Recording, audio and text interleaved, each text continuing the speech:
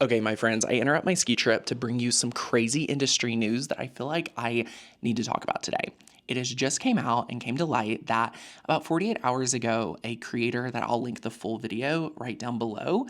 She's incredible. She talks on print on demand a lot. Some of her students and her clients have been using Creative Fabrica assets and membership that they have the ability to use for their shops and things like that, that they've been using. And guess what? They've been sued by the actual creatives that create the artwork that they put on Creative Fabrica.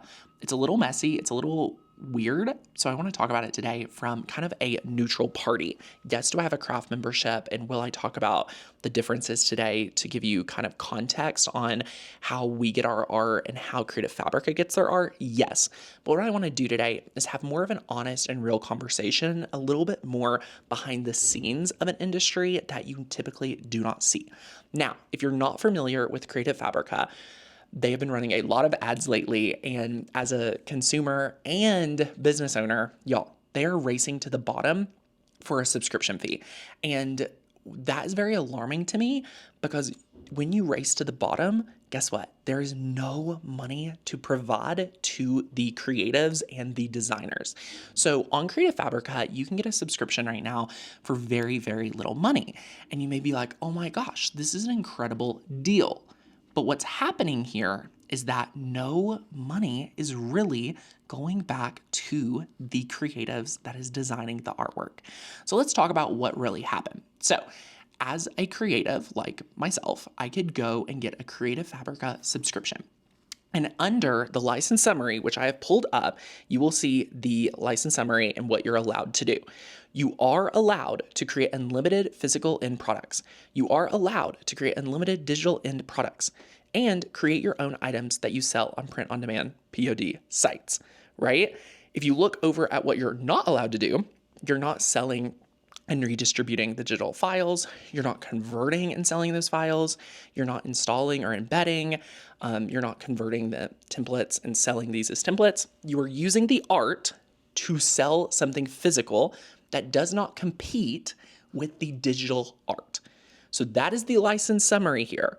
But where it gets hairy and where it gets confusing and where it gets so, to be frank, just not valuable is that the artwork that is on Creative Fabrica truly does not own. And I think that is the biggest misconception here in this industry, is that websites like Creative Fabrica go out, market to designers. And I am going to talk about, for an instance, with one of my clients who actually had their art on Creative Fabrica, but more on that in a moment. They are going out and marketing to these artists to put their artwork available on creativefabrica.com. They're not getting and buying the rights to this artwork. No, they are not. If you go on makersgonnalearn.com, one of our designers that we work with has designed every single image and item on the website, all right? And we have bought 100%, not partial ownership, not a license. We have bought 100% ownership of that art. The reason and the way Creative Fabrica runs their business is that they don't do that because they could not afford to buy, gosh, how much is it? I mean, it is crazy at what they say they have on their platform, which would be, something along the lines of 12 million plus pieces of art. Y'all, here's the thing. You're fooling yourself if you think that they own all 12 million pieces of high quality designs, mock-ups, and more in their library.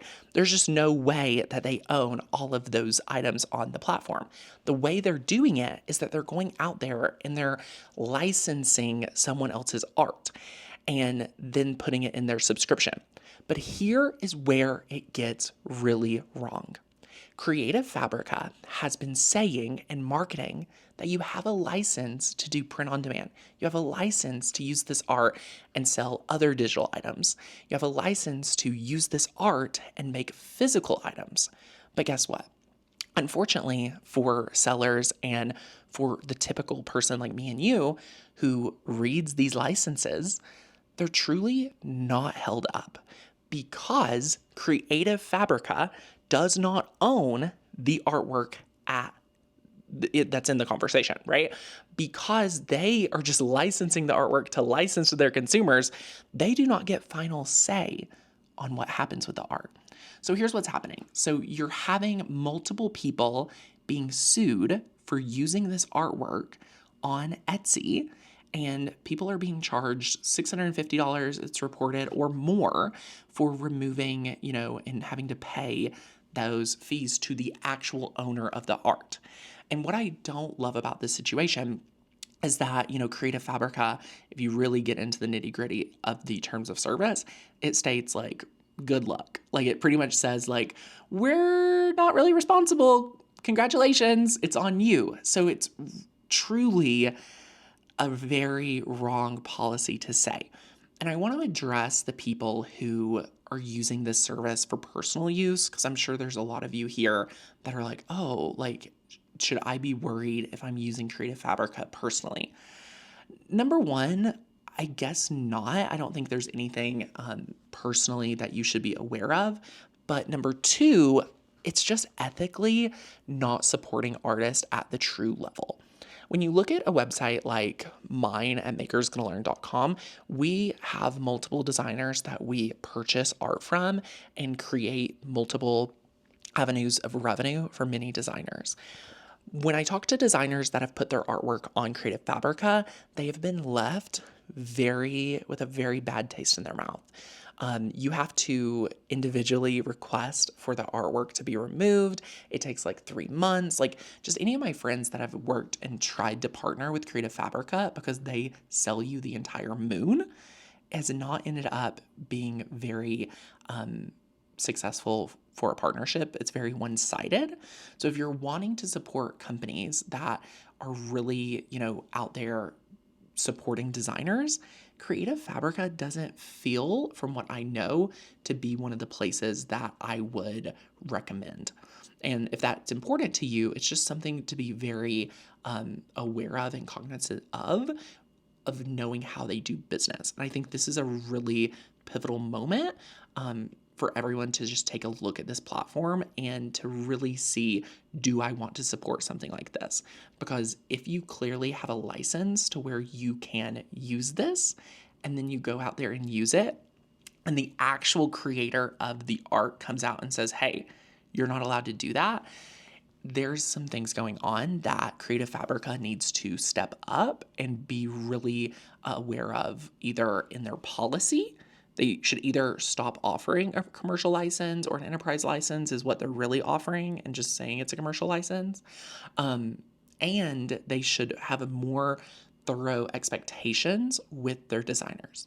Because what I am seeing here is that the designers are being sold one thing, the consumers are being sold another thing, and all Creative Fabrica to me right now looks like is that they're just trying to sell subscriptions and they're saying good luck to everyone else. They're not advocating for their sellers. They're not advocating for their consumers. They are just out there saying, hey, give us a subscription, good luck and good luck. We're going to give your artwork to everyone and say you could do whatever you want with it.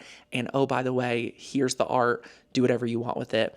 But we really shouldn't be saying that you could do that because we don't even have a license to give that to you, right? One thing that's really important to note is breaking down 3 different types of licenses. And you'll hear me talk about this on my channel quite a bit. So you have a single-use license, which is for all personal crafters that are just doing this all for personal use, right? A personal use license, a single-use license, they can be intermingled.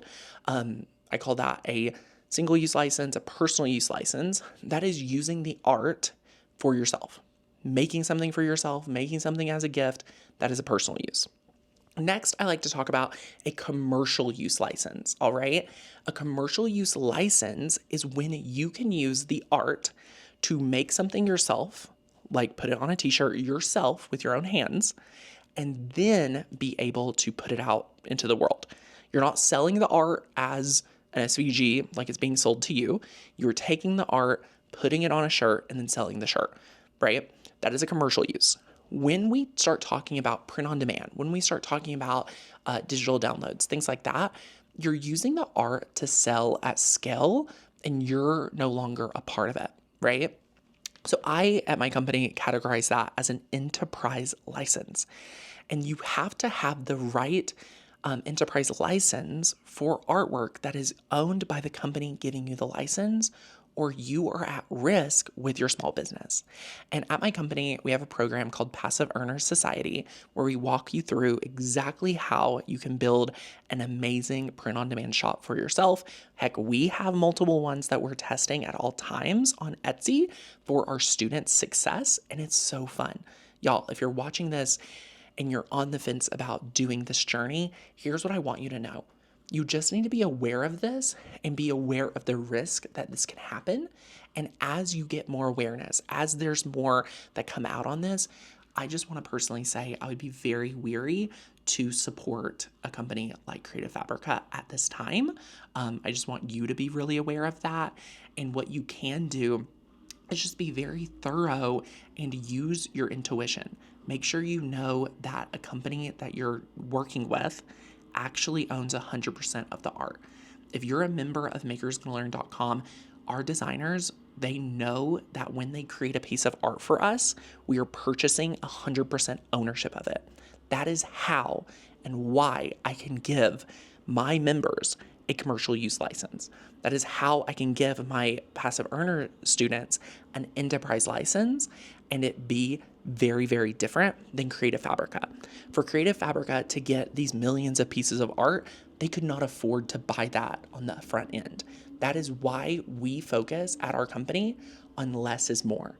Quality over quantity every single day. We support artists that love making designs for their full-time job.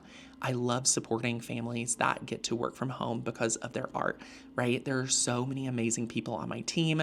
Shout out to our art purchaser, Mary Catherine, who has been on our team since before the website even launched. She's been our resident graphic designer. She now works not only to create the art, but she controls an art purchasing budget to work with the designers, to work with our creative teams, to bring it together and to make sure that we are working with amazing designers to provide them opportunities that also benefits our consumers, right? It's a very different strategy from me having people go out and sell designers on why they should put their art on our platform and how it's going to make them a lot of money. Because for my friends that have done this, I sent a message out to one of my clients who I knew at one point had art on there. And here's what she had to say. She says, part of the designer contract states you have to wait 3 months for them to remove an item. I don't remember it saying you have to do a 4-step requesting removal of every item if you no longer want to sell in there. It took her over 15 hours, but she was so upset she did it within 2 days, right? So it took them almost 4 months for them to take her art off their platform after she realized this is not fruitful and not a mutually beneficial partnership, right? So she also states that she does not think they care much if the shops use stolen stuff. Slash, if you don't see it, don't tell.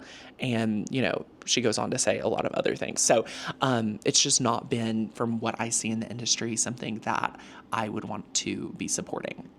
So whether you're a seller, whether you're using it for personal use, I think this is just really something that we all need to be aware of when deciding where to work on, who to work with, who to partner with. It's just a great time to reflect and look at other platforms too.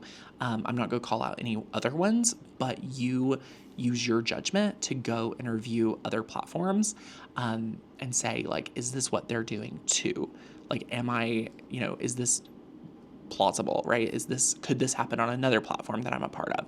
The answer is probably.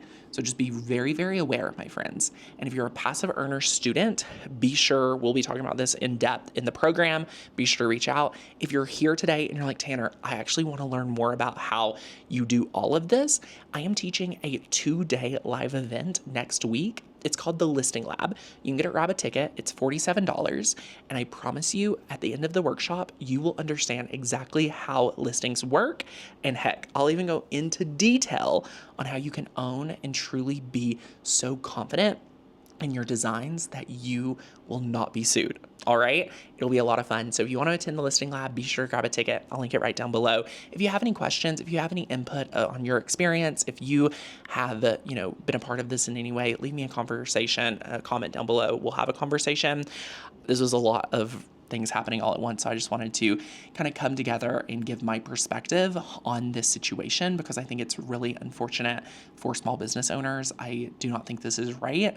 I really hope that Creative Fabrica and, their team come together and kind of see this as a flaw that they can work to improve, right? Everyone can always improve, shift their business, take ownership, and hopefully help these clients of theirs that have not been supported and advocated for. So until our next video, happy crafting, my friends.